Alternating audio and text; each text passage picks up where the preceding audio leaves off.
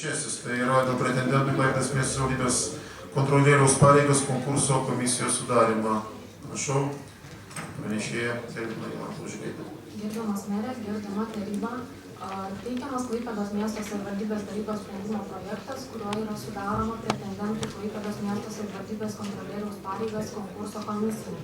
Komisijos pirmininkas yra skiriamas Klaipėdos miesto savivaldybės meras Vytautas Grubliauskas, komisijos narys savivaldybės tarybos narys Nerijus Čiapas ir savivaldybės administracijos atstovas atsakingas už personalo administravimą.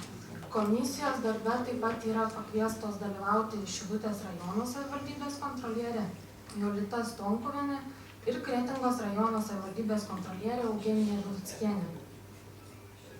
Prašome pritarti sprendimo projektui. Ačiū už pristatymą. Kolegos, ar turite klausimų pranešėjai? Gerbiamas Titov, prašau. Prašau, kodėl kontrolės pareigų konkursų komisijų daroma ne tik iš vienos politikos, ar yra ir valstybės tarnautojos? Pagal teisės aktus yra nustatyta, kad privalo į komisiją būti įtrauktas valstybės tarnautojų pareigas priimantis asmuo arba jo įgaliotas atstovas ir konkursą organizuojančios įstaigos personalo vadovas. Tai šiuo atveju atsižvelgiant į šios reikalavimus buvo įtrauktas pirmininkas ir tarybos narys bei personalo organizuojančios įstaigos personalo tarnybos vadovas. Kad būtų skaidresnis konkursas, yra papildomai pakviestos nepriklausomi atstovai iš kitų savivaldybių kontrolierių tarnybų. Neabejoju, konkursas bus ne tik skaidresnis, bet bus visiškai skaidrus. Vytautas Čiapas. Na, man tikrai neaišku, tai kaip čia dabar gali tą skaidrumą garantuoti, reiškia, dvi iš kažkur pakviestos kontrolierius. Ar čia įstatymas numato, ar čia jūsų išmislas yra, mūsų tiksliau. Jeigu mūsų, tai jis yra nevykęs, jeigu įstatymas, tai belieka rankas pakelti. Šiuo atveju įstatymas numato, kad turi būti ne mažiau 5 nariai.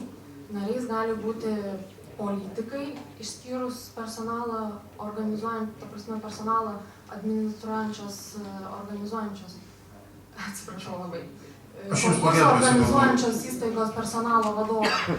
Tačiau yra nusistovėjusi praktika ir yra įprasta, kad yra kviečiami atstovai iš kitų kontrolierių tarnybų.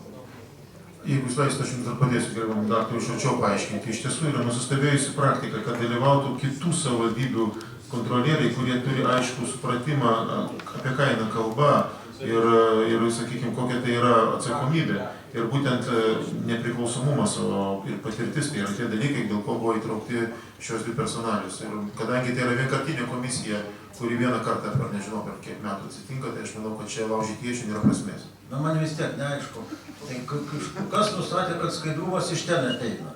Jeigu jis neplaukia iš mūsų vidaus. Negi mes vidų negalim surasti skaidrių žmonių. Supratom. Daktarė, gerbiamą Juditą, atsakykit. Tai yra kompetencijos klausimas. Sutikim su tuo, kad kontrolierius turi atitikti tam tikrus reikalavimus.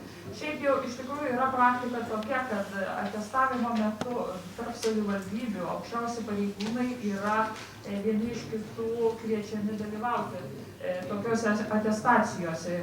Tikrai kontrolierius yra Klaipėdos mieste vienas savivaldybėje, todėl kitų kontrolierių, sakysim, pagal specializaciją mes čia negalime pritraukti. Yra kitų savivaldybių, kaip ir regioniniam bendradarbiavime tarp savivaldybių ir priėmė susitarimus, kad reikia bendradarbiauti. Tai natūralu, tų kontrolierių aplinkui pas mus yra net 5. Tai yra parengti keli, kadangi netgi ir dalyvių sąraše yra iš kai kurių savivaldybių pavaldiniai dalyvaujantis. Tai va tas skaidrumas, jisai ir susideda iš atskirų dalelių, kad ne, sakysim, Skuodo savivaldybės kontrolieriaus nekviečiame, kadangi Skuodo savivaldybės atstovas dalyvauja mūsų konkurse. Tai buvo visapusiškai pasižiūrėta ir į kompetencijos klausimus, kas galėtų vertinti geriausiai ir parinkti tos savivaldybės ir pakviesti. Dar sutikimas tų žmonių turėjo būti, ne kiekvienas nori dalyvauti. Tai dabar tas sąrašas yra suderintas. Ačiū labai, aš manau, kad atsakymas daugiau negu išsamus, net ir daktarui turėtų būti aišku dabar jau. Kolegos, Kolegos, ar yra dar klausimų pranešėjai? Nematau, ar yra dar norinčių pasisakyti. Jūs klausimą norėtumėte tai? Paklausti, bet Paklausti. tiesiog, na, daug metų yra ta tarnyba reikalinga, bet kodėl tik taip jis vadinasi kontrolierius arba kontrolierė? Na, jau čia vėl įstatymai, bet man neaišku. Tai jeigu yra skyriaus viršininkas, tai turi būti vyr kontrolierius arba kontrolės tarnybos viršininkas. Na, o tame skyriuje ne viena tik kontrolieriai bus, yra 3 ar 4 kontrolieriai lygus. Šiuo atveju pareigos nustatytos ir pareigų pavadinimas nustatytas atsižvelgiant į vietos savivaldos įstatymą nustatytą reglamentavimą. Be abejo, tos pareigos iš karto lemia tai, kad tai bus taip pat ir tarnybos vadovas. Tačiau atskirai nėra vadinama, atsižvelgiant į vietos savivaldos įstatymą nustatytą reglamentavimą. Ačiū labai. Gerbiamas Titos, noriu pasisakyti, prašau. Ačiū, jūs gerbiamas Dansės. Gerbiami kolegos, aš ne vieną kartą kalbėjau, kad pas mus valdo ne politika, a valstybės tarnautojas. Pažiūrėkite, mūsų komisija, kuris šią projektą pristatė, tik 2 politikai. Aš manau, kad jeigu mes gyvenam demokratijoje valstybėje, turi būti, kad visos tokius sprendimus priminėtų politikai. A pasitarauti mes galim ir taip pakviesti specialistų, juristų, bet balsuoti turi politikai. Ir pas mus padaryta kontrolės komitetas. Kodėl kontrolės komitetas negali dalyvauti ten ir rinkti? Ačiū labai, kolega Rimantas Traškevičius. Gerbiami kolegos, norėčiau atkreipti dėmesį visų į tai, kad meras pasielgė labai korektiškai, atsiklausdamas tarybos dėl sudėties.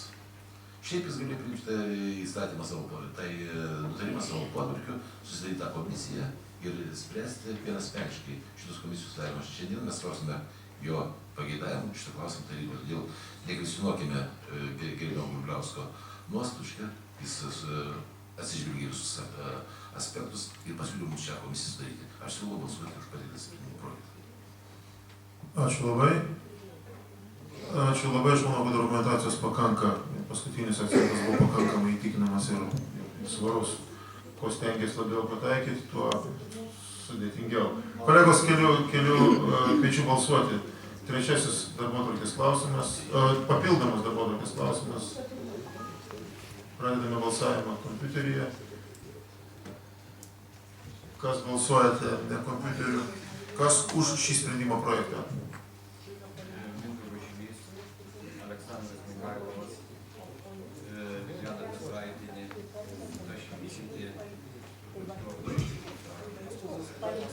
Ačiū. Kas prieš šį sprendimo projektą? Nematau. Ar yra susilaikiusių šio klausimų? Taip pat nematau, tada stabdome balsavimą. Ir matau 21 kompiuteriai balsavo už, 4 valdiniai balsavo, 25 balsavo už ir vienam balsavus prieš. 25 tarybos nariams balsavus už ir vienam tarybos nariui prieš. Komisija patvirtinta, palinkėkime jai gero darbo ir teisingo pasirinkimo.